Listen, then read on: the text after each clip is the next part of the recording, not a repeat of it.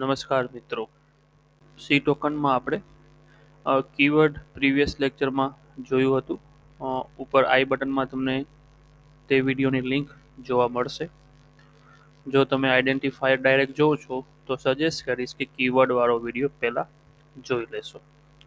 તો આજે આપણે આઈડેન્ટિફાયર શું છે, એનો યુઝ કઈ રીતે કરશું તે જોવાના છે. Identifier in C. Identifier is nothing but name given to various entities.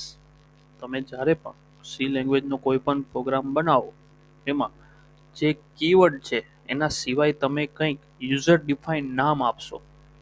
A variable પણ હોઈ શકે, કોઈ ફંક્શન્સ હોઈ શકે, એરેસ હોઈ શકે, કે સ્ટ્રક્ચર પણ હોઈ શકે. મે બી તમને ફંક્શન, એરે કે સ્ટ્રક્ચર એ અત્યારે આઈડિયા નહીં હોય, બટ વેરિયેબલ શું છે એ તમને આઈડિયા હશે. Variable is nothing but memory location name. તો યુઝર ડિફાઇન વેરિયેબલનું નામ આપશો તમે. એવી જ રીતે પ્રોગ્રામની અંદર ઘણા બધા ફંક્શન પણ હોઈ શકશે, સ્ટ્રક્ચર પણ હશે અને બીજું ઘણું બધું. તો એ જે નામ તમે આપશો આ કોઈ પણ એક ટોપિકમાંથી વેરિયેબલ, ફંક્શન, એરે કે સ્ટ્રક્ચરને જે તમે નામ આપશો એ નેમ છે, એને શું કહેવાશે? આઈડેન્ટિફાયર. એ ફોર એક્ઝામ્પલ શું હોઈ શકે? ટોટલ સમ, ઇન્ડેક્સ. આપણે ફોર એક્ઝામ્પલ જોઈએ તો એક પ્રોગ્રામ બનાવી દઈશ, સમ ઓફ ટુ નંબર.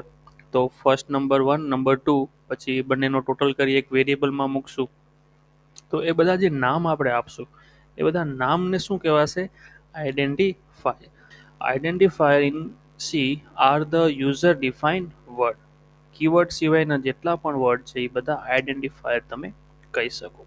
હવે જે આઈડેન્ટિફાયર જે નામકરણ તમારે કરવાનું છે એના અમુક રૂલ્સ પણ છે. જેમ કે તમે એને કેપિટલમાં લખી શકો અને સ્મોલમાં પણ લખી શકો. અને એક જ સ્પેશિયલ કેરેક્ટર યુઝ કરવા દે છે, એ છે અંડરસ્કોર.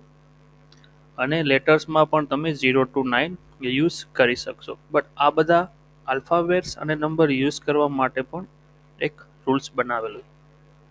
તમે કોઈ પણ વેરિયેબલનું નામ કે કોઈ પણ આઈડેન્ટિફાયરને સપોઝ ઇન્ટીજર 10 આવી રીતે આપી શકો નહીં. એના પાછળનું રીઝન એ છે કે જો તમે 10 = 20 કરી નાખો તો જ્યાં પણ તમે 10 યુઝ કરો ત્યાં શું આવી જાય? 20 રિપ્લેસ થઈ જાય. તો એવું પોસિબલ, મેથેમેટિકલી એવું પોસિબલ જ નથી. તો આ રૂલ્સ એટલા માટે જ બનાવ્યો છે કે નંબરનો યુઝ તમે વેરિયેબલમાં ન કરી શકો. નંબરનો યુઝ કરવો હોય તો આ રીતે કરો, num1 આ રીતે ચાલશે, બટ 1 num આ રીતે નહીં ચાલે. આ ઇનવેલિડ આઈડેન્ટિફાયર છે. તો બીજા પણ ઘણા બધા રૂલ્સ છે. આ શું કહે છે? કેરેક્ટરમાં તમારે આલ્ફાબેટ અથવા અંડરસ્કોરનો યુઝ કરી શકશો, એના બાદ તમે કોઈ ડિજિટનો યુઝ કરી શકશો. અને ક્યારે પણ આઈડેન્ટિફાયર ન્યુમેરિકલ નંબરથી સ્ટાર્ટ નહીં થાય. આઈડેન્ટિફાયરમાં તમે અપર કેસ અને લોઅર કેસ બંને લેટરનો યુઝ કરી શકશો. મતલબ સી લેંગ્વેજ છે કેવું છે? કેસ સેન્સિટિવ લેંગ્વેજ છે. મતલબ integer ABC and integer ABC આ બંને અલગ અલગ વેરિયેબલ, અલગ અલગ આઈડેન્ટિફાયર કમ્પાઇલરમાં ટ્રીટ થશે. Comma or blank space can not be specify within an identifier. ક્યારે પણ હું ઇન્ટીજર, માય નેમ આ બંને વચ્ચે સ્પેસ નહીં રાખી શકું. સ્પેસની જગ્યાએ તમે અંડરસ્કોરનો યુઝ કરી શકશો. અથવા માય કોમા નેમ આ રીતે પણ વેરિયેબલનું નામ અથવા આઈડેન્ટિફાયરનું નામ તમે નહીં રાખી શકો. Then keyword are can not be represent as a identifier. કીવર્ડનું નામ પણ તમે નહીં રાખી શકો. The length of the identifier should not be more than 31st character. મતલબ ઇન્ટીજર એબીસીડી કરીને તમે કેટલા કેરેક્ટર સુધી રાખી શકો? 31 સુધી, એનાથી વધારે રાખી શકશો નહીં. Identifiers should be written in such a way that meaningful, short and easy to read. હવે હું ગમે ત્યારે પ્રોગ્રામ બનાવું તો વેરિયેબલનું નામ એવા જ રાખવાના, કે ફંક્શનના નામ એવા જ રાખવાના કે ફંક્શનની ડેફિનેશનને ડિફાઇન કરી શકે.